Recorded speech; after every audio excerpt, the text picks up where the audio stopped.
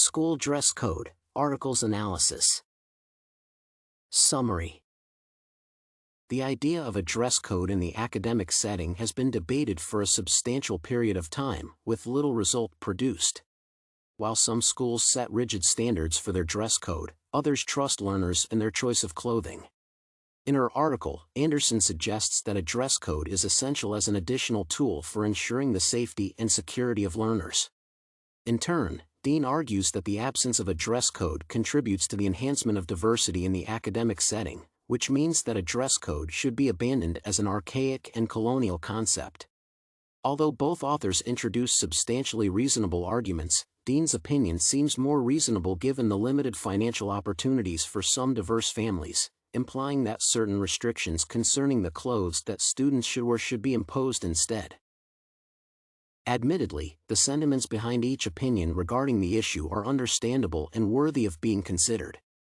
Specifically, the idea of introducing a uniform standard for students' clothing at school allows for minimizing multiple threats and addressing an array of issues associated with socio-cultural concerns. For instance, the integration of a dress code helps reduce the visibility of inequality between students.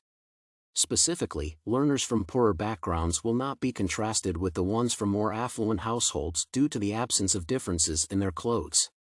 As a result, the special gap between the two groups will be reduced, simultaneously decreasing the threat of learners from disadvantaged communities being ostracized. However, the disadvantages of uniform clothes worn at school also must be acknowledged. Firstly, and most obviously, uniforms can be quite expensive for parents from disadvantaged communities. Indeed, given the necessity to purchase new sets of clothes every year and meet the requirements for the materials set by the school, buying the required outfits may result in disadvantaged families spending significantly more than they would have done otherwise. Therefore, the demand that all students should wear the same outfits declared by the school as mandatory may eventually result in increasing the extent of injustice toward poor learners. For this reason, it is suggested that a compromise should be reached between schools and students' families. Specifically, an agreement regarding the type of clothes that learners are allowed to wear at school should be set and ought to include the characteristics that would allow maximum diversity while also remaining ethically sensible. For example, schools should prohibit wearing only the outfits that may put learners in danger, such as skimpy clothing or clothes that are not appropriate for specific weather conditions. Ultimately, the school should allow learners and their parents maximum flexibility and freedom in the choice of clothes as long as the selected outfit does not violate the school's ethical standards.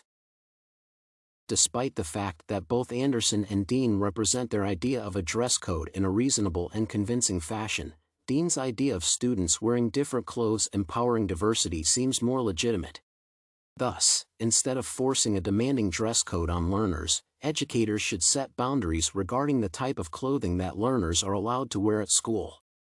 The criteria may include whether the clothes are too revealing, too tight-fitting, and similar parameters. Moreover, the cost of a school uniform is quite high, which may affect students from low-income families adversely. Therefore, the policy of no dress code appears to be the most sensible one in the current socioeconomic, sociopolitical, and sociocultural setting. Reflection. Rogerian model. The Rogerian model is an exceptional tool for understanding the arguments that both sides make.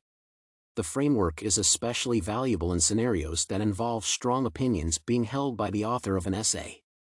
In the described case, the Rogerian model helps recognize and encompass the advantages of the opposing point of view, even though the author of the essay does not agree with it. Furthermore, the inclusion of the Rogerian model into an argumentative essay contributes to developing a balanced solution that accounts for the nuanced nature of the debate. Specifically, it offers a means of reconciling an issue and encouraging both parties of the argument to collaborate to resolve it, as opposed to fighting over contentious issues. Therefore, the Rogerian approach helps manage real-life scenarios that most likely involve heated debates and that will not be solved with a simple and evidently one-sided solution. Application.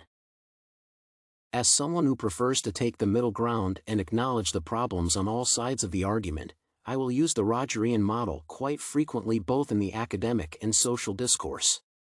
the specified approach will allow me to retain an unbiased and rational perspective on specific issues that cause conflicts in most communities.